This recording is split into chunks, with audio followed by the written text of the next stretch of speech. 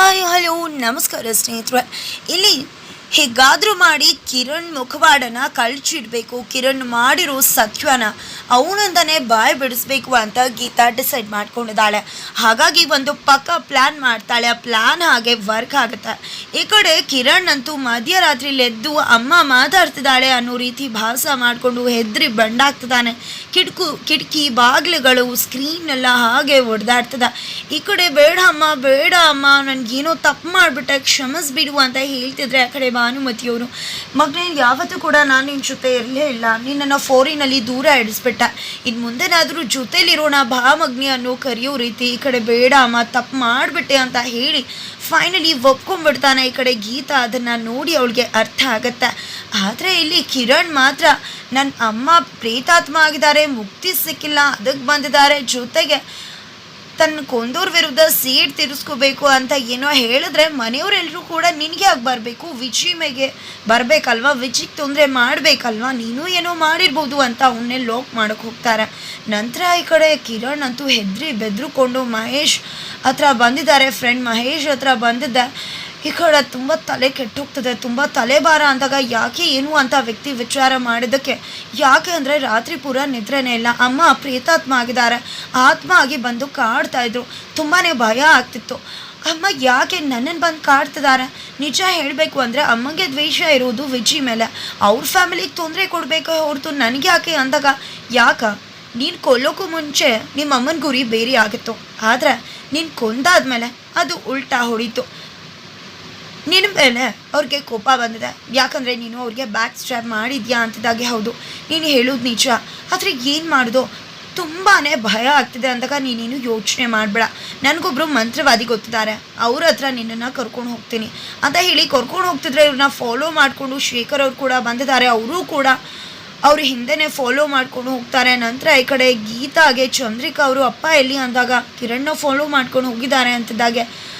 ನಂತರ ನಿನ್ನ plan work ಆಗ್ತದೆ ಅಮ್ಮ, ಕಿರಣ್ ತುಂಬಾ ಗಾಬರಿ ಬಿದ್ದಿದ್ದ ಆತ್ಮ ಅಂತ ಅಂದಾಗ, ಹೌದಮ್ಮ ಇದೇ ರೀತಿ ಆದರೆ 2 ದಿನದಲ್ಲಿ ಅವ್ನು ಮಾಡಿರೋ ಸತ್ಯನ ಅವನೇ ಒಪ್ಕೋತಾನೆ, ಆದರೆ ಅಮ್ಮನ ಕೊಂದಂಥ ಎಂಥ ಪಾಪಿ ಇವನು ಅಂತ ಗೀತಾ ಹೇಳ್ತಿದ್ದಾಳೆ.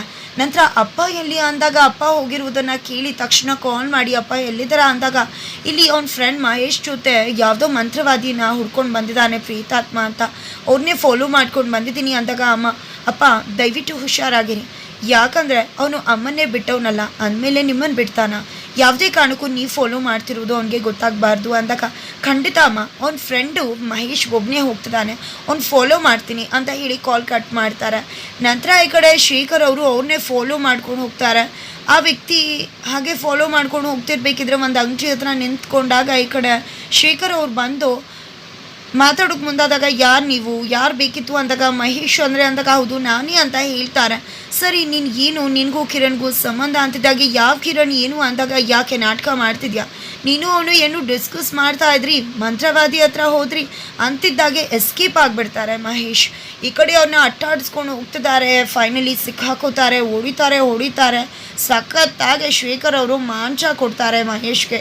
ಏಟನ್ನ ಓಡಿಸ್ಕೊಳಕ್ಕಾಗದೆ ದೊಪ್ಪು ಅಂತ ಕೆಳಗಡೆ ಬೀಳ್ತಿದ್ದಾಗೆ, ಸತ್ಯ ಹೇಳು ಇಲ್ಲ ಅಂದರೆ ಬಿಡೋಲ್ಲ ಅಂತಿದ್ರೆ, ಯಾವುದೇ ಸತ್ಯ ಇಲ್ಲ ಅಂತಾರೆ, ಸತ್ಯ ಹೇಳಲೇಬೇಕು, ಇಲ್ಲ ತಲೆಗೆ ಎತ್ತಾಕ್ಬಿಡ್ತೀನಿ ಕಲ್ಲನ್ನ ಅಂದಾಗ, ಅಯ್ಯೋ ಅದು ಅವ್ನು ತನಗೆ ಮೋಚಿಗೆ ಬೇಕಾದಾಗೆಲ್ಲ ದುಡ್ಡು ಇಸ್ಕೊತಿದ್ದ, ಮೊದಲು ಅವರಮ್ಮ ಕೊಡ್ತಾಯಿದ್ರು, ಈಗ ಅವರಿಂದ ಆಗದೆ ಇದ್ದಾಗ ವಿಜಯ್ ಹತ್ರ ಕೇಳಬೇಕಾಗಿತ್ತು, ಅವನಿಗೆ ಅವ್ರ ಹತ್ರ ಕೇಳೋದು ಇಷ್ಟ ಆಗಿರಲಿಲ್ಲ, ಅದಕ್ಕೋಸ್ಕರ ಅವ್ನು ನನ್ನ ಹತ್ರ ಸಾಲ ಮಾಡಿದ, ಅದೇ ವಿಷಯವಾಗಿ ಮಾತಾಡ್ತಿದ್ವಿ ಅಷ್ಟು ಅಂತ ಸುಳ್ಳು ಹೇಳ್ತಾರೆ. ಇನ್ನು ಇದನ್ನು ಮಾತಾಡ್ತಿದ್ರ, ಖಂಡಿತ ನಿನ್ನನ್ನು ಸಾಯಿಸ್ಬಿಡ್ತೀನಿ ಅಂತಿದ್ದಾಗೆ, ಅದು ಅವ್ರ ಅಮ್ಮ ಅಂತಿದ್ದಾಗೆ ತಕ್ಷಣ ಅಲ್ಲೇ ಕೈಯಿಂದ ಮಣ್ಣನ್ನು ತೆಗೆದು ಅವ್ರ ಮುಖಕ್ಕೆ ಎಸ್ದು ಅಲ್ಲಿಂದ ಎಸ್ಕೇಪ್ ಆಗಿಬಿಡ್ತಾನೆ.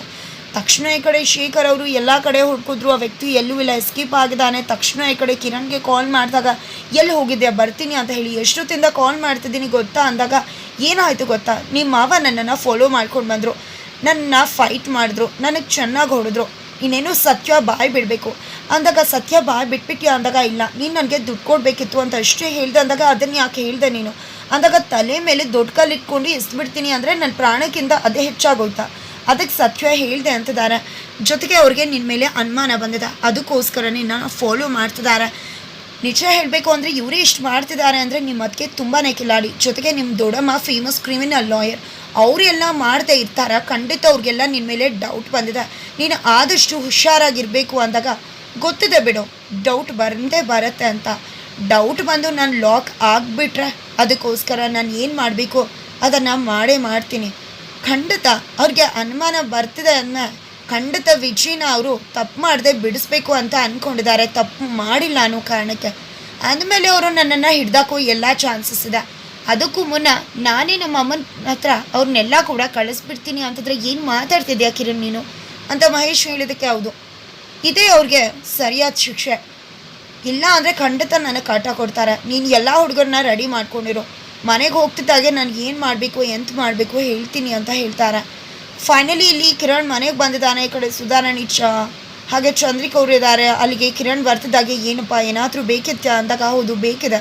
ಏನು ಬೇಕಿದೆ ಅಂತ ಆಲ್ರೆಡಿ ಕೇಳಿದೆನಲ್ವಾ, ಅದನ್ನು ಕೊಡಿ ಅಂದಾಗ ಇದೇ ನಿನ್ನ ಮನೆ ಅಲ್ಲ, ನಿಮ್ಮ ಅಮ್ಮನ ಮನೆ ಕೂಡ ಅಲ್ಲ, ನಿಮ್ಮಮ್ಮ ಸಂಪಾದನೆ ಕೂಡ ಮಾಡಿಲ್ಲ ಅಂದಾಗ ಹೌದಾ ಸರಿ ಆಯಿತು ಬಿಡಿ, ನಿಮ್ಮನ್ನೆಲ್ಲ ಹೇಗಿಲ್ಲಿಂದ ಓಡಿಸ್ಬೇಕು ಅಂತ ನನಗೆ ತುಂಬ ಚೆನ್ನಾಗಿ ಗೊತ್ತು ಅಂತ ಹೇಳ್ತಿದ್ದಾನೆ ಕಿರಣ್. ಅಷ್ಟರಲ್ಲಿ ಈ ಕಡೆ ಭಾನುಮತಿ ಅವ್ರನ್ನ ಫೋನ್ನ ತೊಗೊಂಡು ಇಲ್ಲಿ ಗೀತಾ ಅವರು ಇದ್ದಾರೆ. ಗೀತಾ ಮೇಡಮ್ ಅವರು ನಮಗೆ ಈ ಫೋನ್ನ ಕೊಟ್ಟಿದ್ರು, ಡಿಸ್ಪ್ಲೇ ಹೋಗಿದೆ ಕರೆಕ್ಟ್ ಮಾಡಿಕೊಡಿ ಅಂತ. ಹಾಗಾಗಿ ರಿಪೇರಿ ಮಾಡಿ ತೊಗೊಂಡು ಬಂದಿದ್ವಿ, ಇದನ್ನು ಅವ್ರು ಬರ್ತಿದ್ದಾಗೆ ತಲುಪಿಸ್ಬಿಡಿ ಅಂತ ಹೇಳ್ತಾರೆ. ತಕ್ಷಣ ಈ ಕಡೆ ಕಿರಣ್ ಓಡ್ ಬಂದು ಸುಧಾರಾಣಿಯವ್ರು ತೊಗೋಬೇಕಾಗಿರೋ ಫೋನ್ನ ತಾನೇ ಕಿತ್ಕೊಂಡ್ಬಿಡ್ತಾನೆ. ಏನಿದು ಕಿರಣ್ ಅಂದಾಗ ಅದು ದೊಡ್ಡಮ್ಮ ಈ ಫೋನ್ ನನ್ನ ಹತ್ರನೇ ಇದ್ದರೆ ನಂಗೆ ತುಂಬಾ ಖುಷಿ, ಅಮ್ಮನೇ ನನ್ನ ಜೊತೆಲಿದ್ದಾಗ ಆಗತ್ತೆ ಅಂತ ಹೇಳ್ತಾರೆ. ಜೊತೆಗೆ ಆ ಫೋನ್ನ ಕೂಡ ತೊಗೊಂಡು ಹೋಗ್ತಾರೆ. ಅಷ್ಟರಲ್ಲಿ ಗೀತಾ ಕೂಡ ಬರ್ತಾಳೆ. ಗೀತಾ ಫೋನ್ ಮಾಡಿದ್ರೆ ನಾನು ಆಲ್ರೆಡಿ ಮನೆಗೆ ತೊಗೊಂಡು ಹೋಗಿ ಕೊಟ್ಟಿದ್ದೀನಿ ನಿಮ್ಮ ಫೋನ್ನ ಅಂತ ಹೇಳ್ತಾರೆ.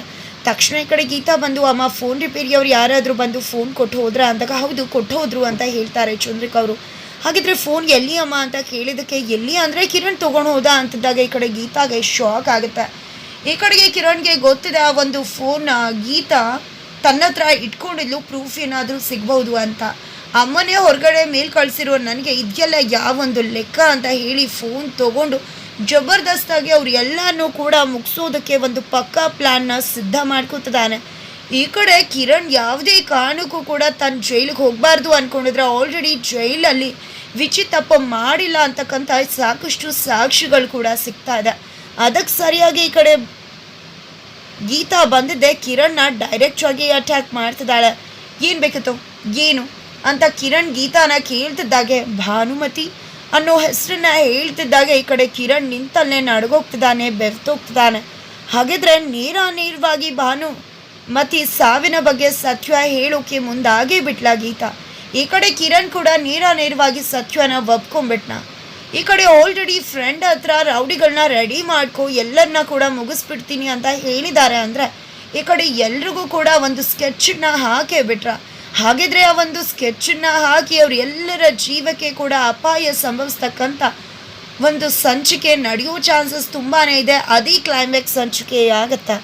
ಹೀಗಿರುತ್ತೆ ಈ ಒಂದು ವಾರದ ಅಂತಿಮ ಸಂಚಿಕೆಗಳು. ಇದೆಲ್ಲವನ್ನ ಕೂಡ ತಿಳ್ಕೊಬೇಕು ಅಂದರೆ ಈಗಲೇ ನಮ್ಮ ಈ ಚಾನಲ್ನ ಸಬ್ಸ್ಕ್ರೈಬ್ ಮಾಡಿ, ಹಾಗೆ ಒಂದು ವಿಡಿಯೋವನ್ನು ಪೂರ್ತಿಯಾಗಿ ನೋಡಿ.